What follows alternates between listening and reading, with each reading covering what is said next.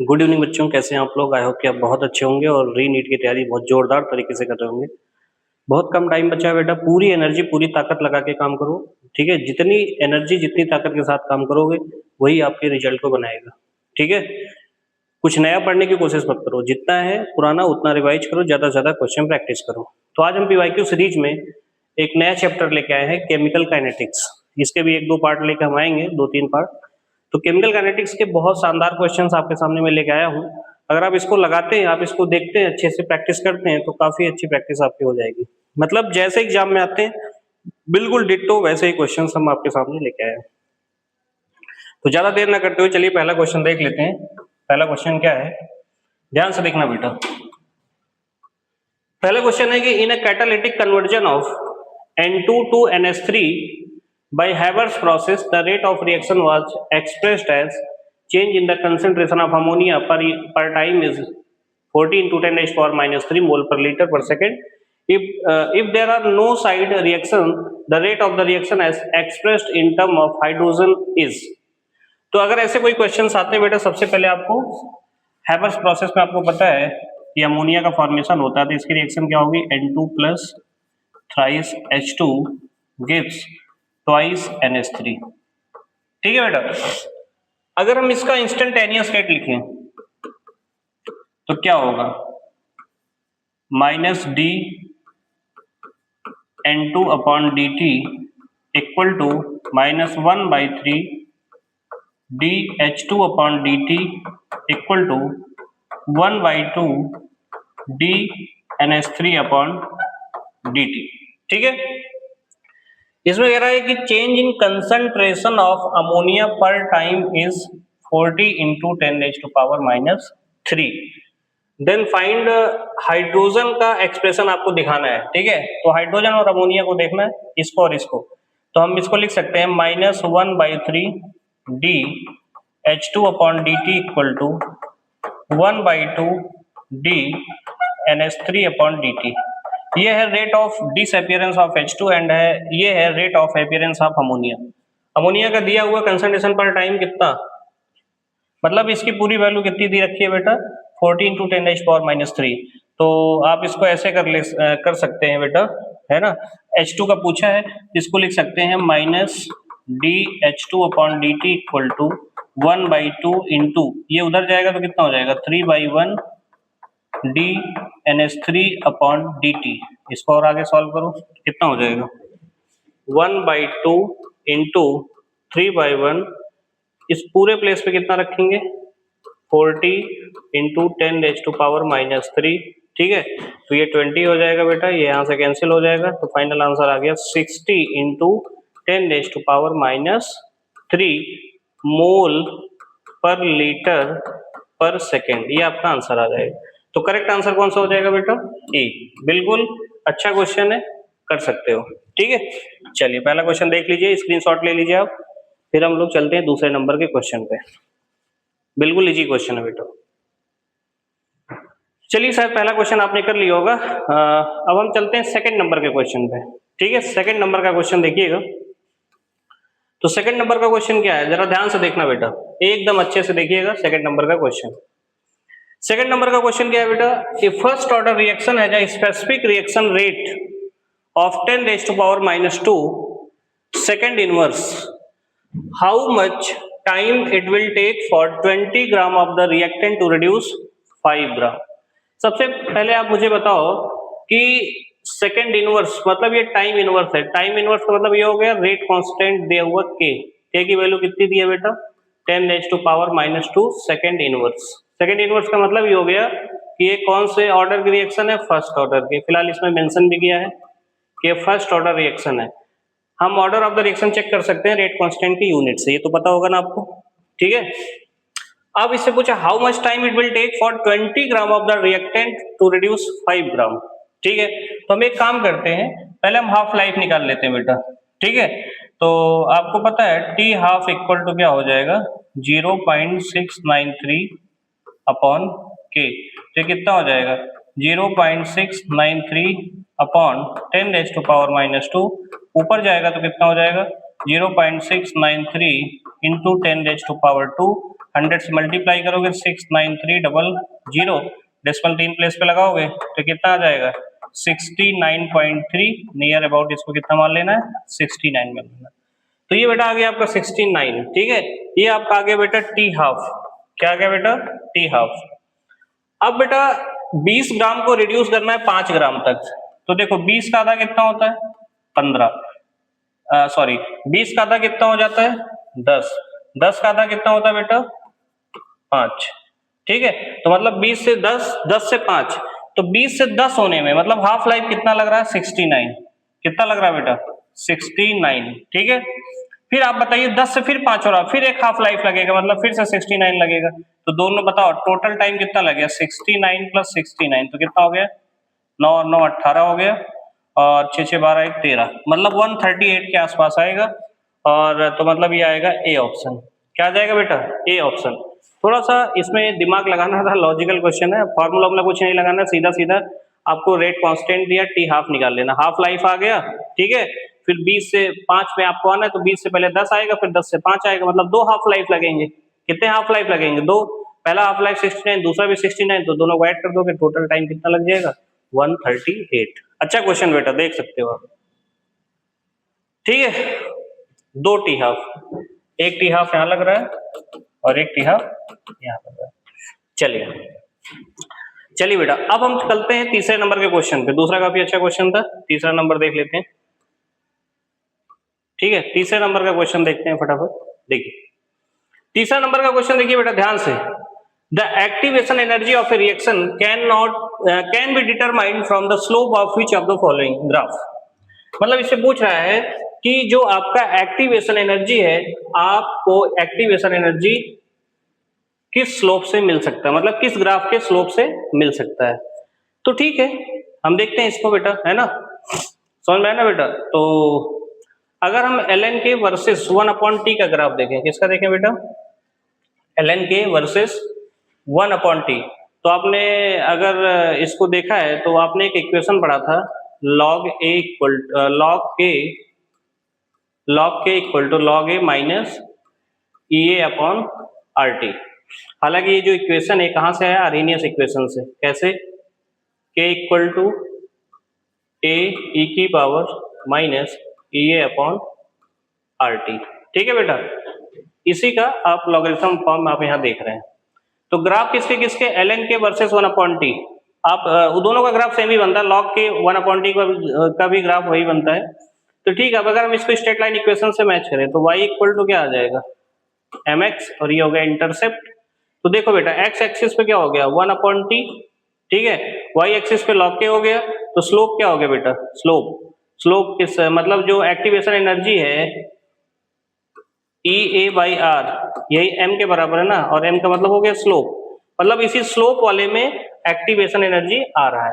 तो मतलब अगर हम इसका ग्राफ प्लॉट करें तो हमें स्लोप से एक्टिवेशन एनर्जी मिल सकता है, ठीक है। तो सिंपल था, बस आपको इसमें जो है मतलब कंपेयर करना था स्ट्रेट लाइन इक्वेशन से, ठीक है बेटा। चलिए देख लीजिए, तो इसका करेक्ट आंसर ए हो जाएगा। चलिए तीसरे नंबर का क्वेश्चन हो गया, अब चौथे नंबर का क्वेश्चन देखते हैं। किस नंबर का, 4th नंबर का क्वेश्चन। देखिए बेटा 4th नंबर का क्वेश्चन क्या है, ध्यान से सुनिएगा। 4th नंबर का क्वेश्चन क्या है, for a first order reaction the half life period is, first order में half life period dependent on square of the initial concentration, dependent on first power of initial concentration, independent on square root of initial concentration, independent of initial concentration. तो बेटा आपने initial concentration और half life में एक relation पढ़ा है किसी भी ऑर्डर ऑफ द रिएक्शन के लिए, क्या, T half inversely proportional to initial concentration की पावर n-1, राइट। जहां n क्या है बेटा, order of the reaction, order of the reaction. तो एक बात बताओ, फर्स्ट ऑर्डर के लिए n की वैल्यू कितनी हो जाएगी 1 हो जाएगी, फॉर्मूले में रख दो। तो टी हाफ 1/C0, 1 - 1 तो 0 हो जाएगा, इसका पावर 0 मतलब 1 हो जाएगा। मतलब यहाँ क्या रिजल्ट आ रहा है, T half does not depend on initial concentration, initial concentration, मतलब टी हाफ इंडिपेंडेंट है इनिशियल कंसंट्रेशन पे, तो करेक्ट आंसर कौन सा हो जाएगा? डी। ठीक है बेटा, तो ये रिलेशन आपको याद रखना है, ये रिलेशन अगर याद रहेगा तो आपका काम बन सकता है।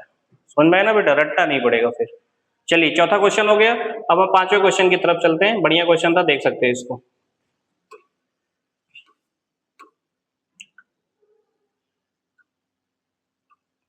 Slope of the graph between log a naught 80 and time for a first order reaction is equal to, तो बेटा ये वाला रिलेशन आपको पता होगा,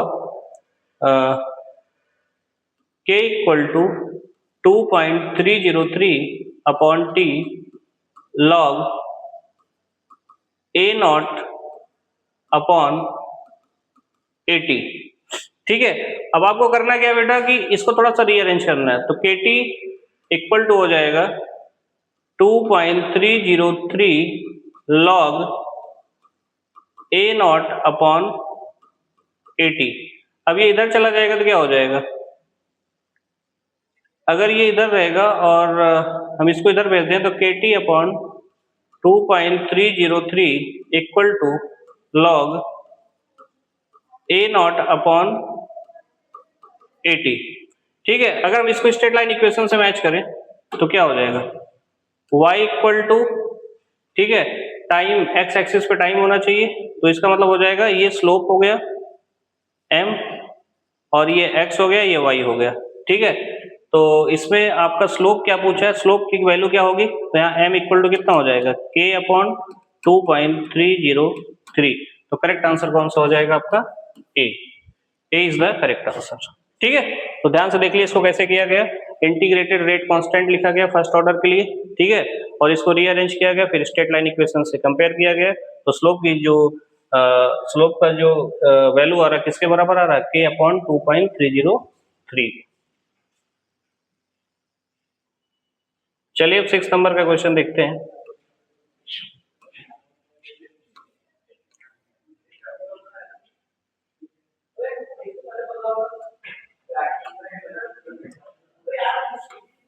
सिक्स नंबर का क्वेश्चन क्या है, decomposition of a hydrocarbon follows the equation k equal to 5.5 into 10⁻11 second inverse e की power -28,000 upon t the activation energy of the reaction in kilo joule per mole. तो बेटा कुछ नहीं करना है, सीधा सीधा आपको कंपेयर करना है। ठीक है, तो मेन इक्वेशन क्या दिया हुआ है, k इक्वल टू 5.5 into 10⁻11। ठीक है, उसके बाद ये दिया है e की पावर -28,000 अपॉन t। तो आपसे पूछा है द एक्टिवेशन एनर्जी कितना होगा, तो ठीक है, इसको आप बेटा देखो कंपेयर करो किससे, आर्हेनियस इक्वेशन से, k equal to a e की पावर -EA अपॉन RT। ठीक है, तो आप इसमें देखोगे कि जो EA अपॉन R की वैल्यू है ये किसके बराबर है, 28,000 के बराबर है। तो EA इक्वल टू कितना हो जाएगा, 28,000 इंटू R। तो बताओ 28,000 इंटू R की वैल्यू कितनी होती है जूल वाली, 8.314। इसका मल्टीप्लाई कर लोगे आंसर आ जाएगा। ठीक है, तो 28,000 इंटू 8.314 ये आ जाएगा जूल में, किसमें आ जाएगा बेटा, जूल में। किलो जूल में कन्वर्ट करने के लिए 1000 से डिवाइड करोगे, तो 28,000 इंटू 8.314 डिवाइडेड बाई 1000, तो ये आ जाएगा किलो जूल में। ये 3 जीरो चले गए यहाँ से। ठीक है, तो कितना आ जाएगा आंसर, 28 इंटू 8.3, इसका मल्टीप्लाई कर लोगे, यही आंसर आ जाएगा किसमें, किलो जूल में। ठीक है, तो बढ़िया क्वेश्चन था, आप देख सकते हैं मल्टीप्लाई करने के बाद क्या आ रहा आंसर, वही आंसर इसमें से मैच कर लीजिएगा। तो कुछ नहीं करना है, ऐसे इक्वेशंस बेटा दिए रहते हैं, उसको आर्हेनियस इक्वेशन से कंपेयर करना है। ठीक है, ऐसा जेईई मेंस में इस बार पूछा गया था और नीट 2026 में भी ऐसे क्वेश्चंस पूछे गए थे मिलते जुलते। चलिए ठीक है, अब क्वेश्चन नंबर 7 देखते हैं बेटा, देख लिया इसको ध्यान से, देख लीजिए। अब हम करते हैं क्वेश्चन नंबर 7 की practice.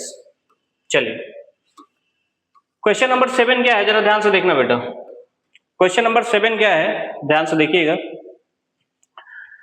Given below is an expression for the rate constant of a first order reaction ठीक है, ये रेट कांस्टेंट का एक्सप्रेशन दिया हुआ, the energy of activation in kilo calorie पर मोल फॉर द रिएक्शन पूछा है आपसे। ठीक है, ये भी बिल्कुल सिंपल सा क्वेश्चन है, कुछ नहीं करना है, एक्सप्रेशन पहले देखना है।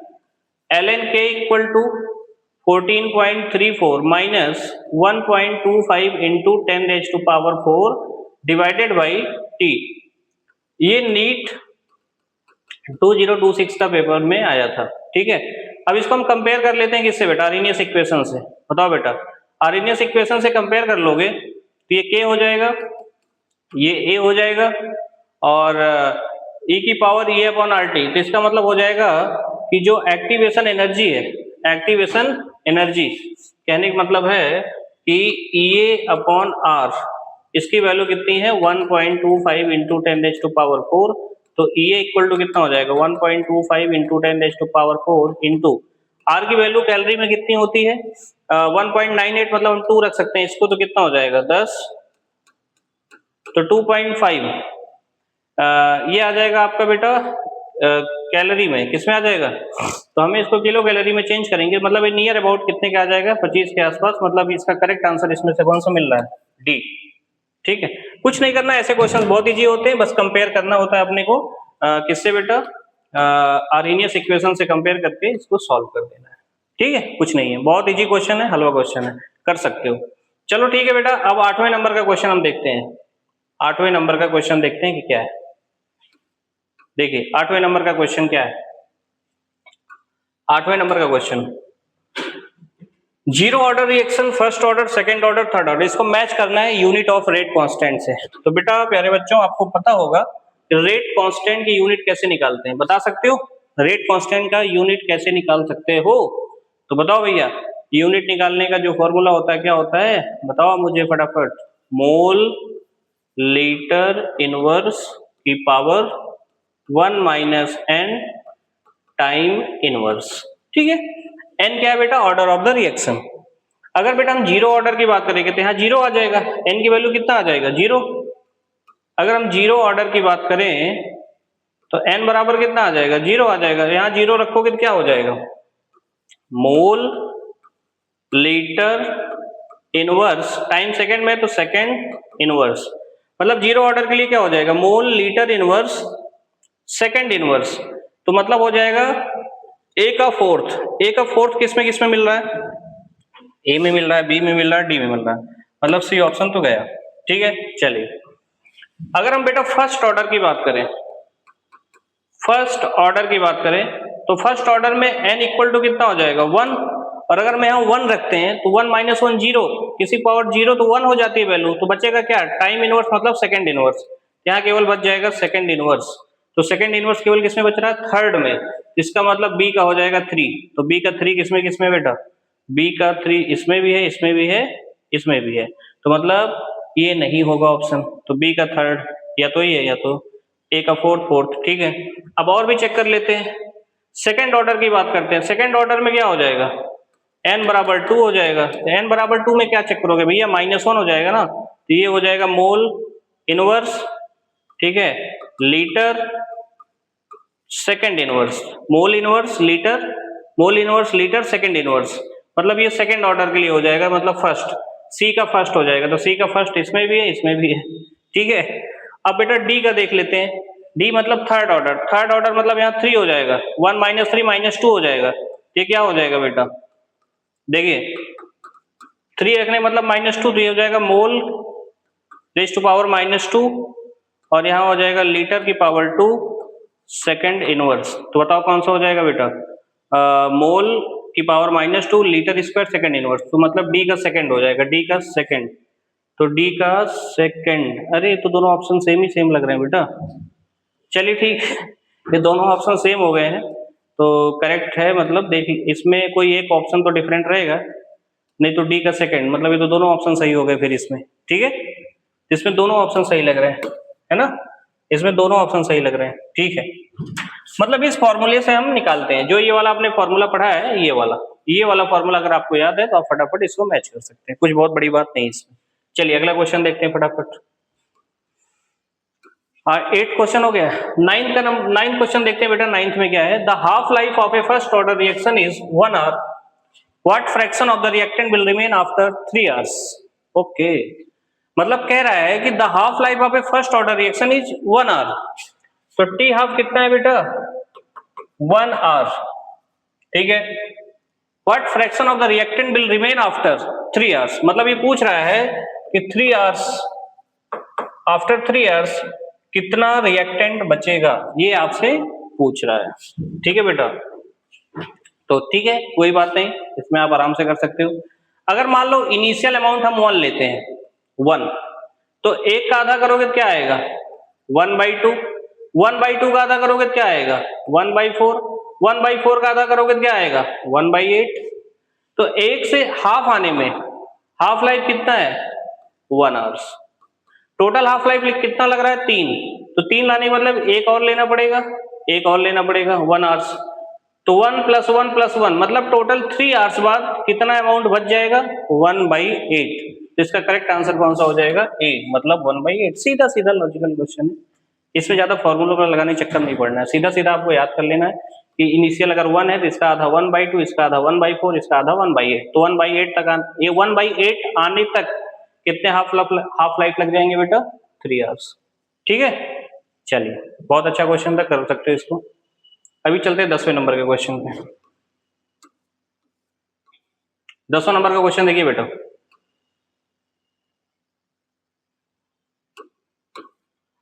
The rate law equation for a reaction R = kxy, the rate of reaction double R = kxy, active mass of x into active mass of y। इसमें लिखा था rate of reaction double when, ये rate of reaction 2 times कब हो जाएगा, जब हम इसके कंसंट्रेशन में कुछ ना कुछ चेंज करेंगे। पहला क्या है, पहला option concentration of x is kept constant and concentration of y is half. ये तो नहीं हो सकता, अरे अगर इसको कांस्टेंट रखेंगे, इसको हाफ रखेंगे तो 2 टाइम्स कैसे हो सकता है। Concentration of both x and y is double, दोनों डबल कर दोगे 2 2 = 4 आ जाएगा, 4 टाइम्स हो जाएगा, नहीं।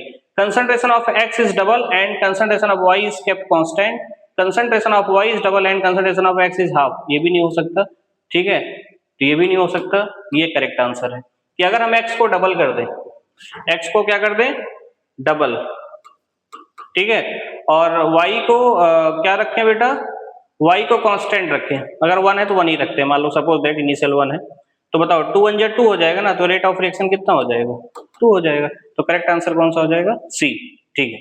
10 नंबर का क्वेश्चन हो गया, ठीक है। ऐसे क्वेश्चंस आप कर सकते हैं आसानी से। चलिए अगला क्वेश्चन देखते हैं बेटा फटाफट।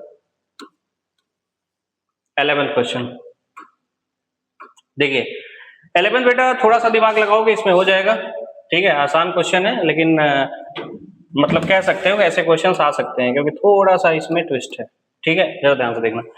ए reaction is 50% completed in 2 hours and 75% completed in 4 hours, the order of the reaction क्या होगा, ऑर्डर ऑफ द रिएक्शन। देखो बेटा, अगर हम फर्स्ट ऑर्डर की बात करें, फर्स्ट ऑर्डर रिएक्शन की, फर्स्ट ऑर्डर रिएक्शन की, तो आपको एक बात पता होगा कि T75% हम कैसे निकालते थे, 2 × T50%, याद आ रहा है आपको। T50% कितना दिया बेटा, 2 आवर्स, तो T75% कितना आ जाएगा, 2 × 2 मतलब 4 आवर्स। तो अगर ये 4 आवर्स दिया है तो 4 आवर्स तब आएगा जब ये किस रिएक्शन को फॉलो करेगा, फर्स्ट ऑर्डर को। किसको, फर्स्ट ऑर्डर, मतलब करेक्ट आंसर ए हो जाएगा। करेक्ट आंसर क्या हो जाएगा, ए। इसमें कुछ सोचना ही नहीं है, बहुत अच्छा क्वेश्चन है। फटाफट, मैं बता रहा हूँ ना, हर चीज रट के नहीं कर सकते, जब आप ज्यादा प्रैक्टिस करोगे तो इस तरीके से आप भी कर सकते हो, फटाफट फटाफट फटाफट, ठीक है। चलिए अब क्वेश्चन नंबर 12 देखते हैं बेटा, क्वेश्चन नंबर 12 फटाफट कर लेते हैं। क्वेश्चन नंबर 12, क्वेश्चन नंबर 12 क्या है बेटा, जरा देखिएगा। For the non stoichiometric reaction 2a + b gives c + d, the following kinetic data were obtained in 3 separate experiment। ये फटाफट, ये तो यार बहुत आसान है, कर सकते हो, इसमें कुछ नहीं है, बोर्ड में भी बहुत बार पूछा गया है, ठीक है। जरा ध्यान से देखिएगा, इसमें कुछ नहीं करना है, जितने भी एक्सपेरिमेंट दिए हैं सबका हमें क्या बनाना, रेट एक्सप्रेशन। क्या बनाना बेटा, रेट एक्सप्रेशन या रेट लॉ लिख लेना है। पहले के लिए रेट लॉ लिखो, तो R = K active mass of A की power 2 and active mass of B की power 1 according to this situation. तो पहले का रेट कितना दिया है, 1.2 × 10⁻³ इक्वल टू K ए कितना है बेटा 0.1 की पावर 2 और बी कितना है 0.1 की पावर 1। या आप इसको एक काम करो बेटा, आप इसका पहले पावर x लिखो और ये पावर कितना लिखो y, ठीक है, x और y, ठीक है। फिर दूसरा इक्वेशन क्या बना लोगे, 1.2 इंटू 10⁻³ इक्वल टू k 0.1 की पावर x एंड 0.2 की पावर y। तीसरा क्या लिख लोगे बेटा, 2.4 इंटू 10⁻³ इक्वल टू k 0.2 की पावर x एंड 0.1 की पावर y। तो तीन इक्वेशन बन गए, फर्स्ट, सेकेंड एंड थर्ड, सबका आपने रेट लॉ लिख लिया। अब देखो बेटा, आपको अगर रेट लॉ लिखना है तो इसमें कौन सा आंसर सही होगा कौन सा गलत होगा, तो इसके लिए हमें कुछ नहीं किन्हीं दो इक्वेशन को डिवाइड करना पड़ता है। अगर हमें y निकालना है तो x को कैंसिल करना पड़ेगा, अगर x निकालना है तो y को कैंसिल करना पड़ेगा। अगर हम 1 और 2 को डिवाइड करते हैं, 1 डिवाइडेड बाई 2, तो 1 क्या है 1.2 इंटू 10⁻³ इक्वल टू k 0.1 की पावर x एंड 0.1 की power y divided by 1.2 into 10⁻² equal to k 0.1 की पावर x एंड 0.2 की पावर y, ठीक है। k से k तो कैंसिल हो ही जाएगा, ये भी पूरी तरीके से कैंसिल हो जाएगा, और 10⁻³ है, ये भी -3 है, तो यहाँ भी -3 हो जाएगा, तो ये भी पूरी तरीके से क्या हो गया कैंसिल। तो 1/1 इक्वल टू ये 0.1/0.2 दिए 1/2 की पावर कितना हो जाएगा y, ठीक है बेटा। तो अगर हम y बेटा 0 ले लें तो ये पूरी वैल्यू 1 आ जाएगी, तो मतलब लेफ्ट हैंड राइट हैंड बराबर हो जाएगा। यहाँ y की वैल्यू कितनी हो जाएगी 0, y की वैल्यू कितनी हो जाएगी 0, और y की वैल्यू अगर 0 देखोगे तो y मतलब इसमें b है, ठीक है, y क्या है बेटा b, इसका मतलब b है ही नहीं इसमें, तो कौन सा ऑप्शन हो जाएगा, करेक्ट ऑप्शन डी हो जाएगा, ठीक है। करेक्ट ऑप्शन क्या हो जाएगा डी, करेक्ट ऑप्शन डी हो जाएगा।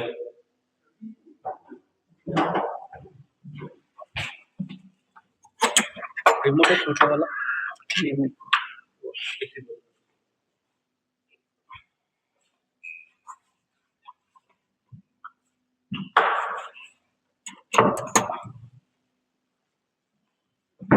तो इसको इस तरीके से बेटा आप सॉल्व कर सकते हो, इसमें कोई बहुत दम नहीं था क्वेश्चन में, ठीक है। चलिए 30 नंबर का क्वेश्चन देख लेते हैं फटाफट, क्या है 30 नंबर का क्वेश्चन। चलिए 30 नंबर का क्वेश्चन क्या है, a first order reaction has a rate constant, k कितना है बेटा बताइए फटाफट, के की वैल्यू है 2.303 into 10⁻³ the time required for 40 gram of this reactant to reduce 10 gram, ठीक है। कुछ नहीं करना है, फटाफट आप कर सकते हो। रेट कांस्टेंट दिया है, द टाइम रिक्वायर्ड फॉर 40 ग्राम से 20 ग्राम में आपको लाना है, 40 से 10 में लाना है, ठीक है बेटा, ठीक है। तो हो सकता है आराम से, कोई दिक्कत की बात नहीं है। अगर रेट कांस्टेंट के दिया है और फर्स्ट ऑर्डर रिएक्शन, तो पहले टी हाफ निकाल लो, टी हाफ इक्वल टू कितना हो जाएगा 0.693 अपॉन के, तो ये हो जाएगा 0.69 अपॉन 2.3 इंटू 10⁻³ मतलब ये ऊपर चला जाएगा, तो 69 के बाद कितने जीरो आ जाएंगे 3, डेसिमल लग जाएगा 2 प्लेस पे, डिवाइडेड बाई 2.3, ठीक है बेटा। तो आप क्या कर सकते हो 6900 अपॉन 23, तो ये हो जाएगा 3 3 9 3 2 6, 300 आ जाएगा, कितना आ जाएगा ये 300 टी हाफ। अगर ये 300 आ गया तो 300 आने का मतलब ये हो गया कि ये हाफ लाइफ आ गया, क्या आ गया बेटा हाफ लाइफ। अब 40 को रिड्यूस करके कहाँ तक लाना है 10 ग्राम तक, तो बताओ 40 का आधा कितना होता है 20, 20 का आधा कितना होता है 10, तो 40 से 20 आओगे हाफ लाइफ कितना लगेगा 300, फिर 20 से 10 आओगे फिर एक हाफ लाइफ लगेगा 300, 300 300 कितना हो गया 600, तो बताओ इससे मिलता जुलता आंसर कौन सा है 602, करेक्ट, राइट, डी ऑप्शन हो जाएगा, डी ऑप्शन करेक्ट आंसर हो जाएगा।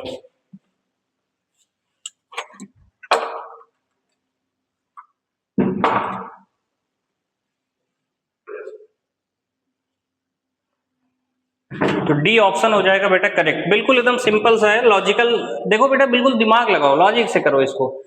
हर क्वेश्चन में ना ज्यादा टाइम नहीं मिलेगा आपको, बहुत कम टाइम में आपको ज्यादा क्वेश्चन सॉल्व करने पड़ते हैं। चलिए 14th नंबर का क्वेश्चन देखते हैं, 14th नंबर का। अच्छा, इसमें 13 ही क्वेश्चंस थे इस पीडीएफ में, इस पीपीटी में। तो बेटा क्वेश्चन का लेवल कैसा है, सच में आप मतलब मेहनत कर रहे हो नहीं कर रहे हो, आपको कैसा लग रहा है क्वेश्चन का लेवल, आप जरूर बताइएगा कमेंट सेक्शन में। हम पूरी कोशिश कर रहे हैं कि आपको अच्छे क्वेश्चंस मतलब जिसमें वेरिएशन हो, अच्छा लॉजिक लगे, है ना, जिसमें हम कुछ क्वेश्चन जेईई मेंस के भी ले लेते हैं कि आपका जो मतलब प्रिपरेशन का लेवल और बढ़े। ठीक है, तो ये पार्ट फर्स्ट है केमिकल काइनेटिक्स का, इसके आगे हम और भी पार्ट ले आएंगे। ठीक है, तो ये वीडियो कैसा लगा बेटा जरूर कमेंट करिएगा। Thank you so much. Preparation करते रहिए, खुश रहिए और मस्त रहिए। Thank you.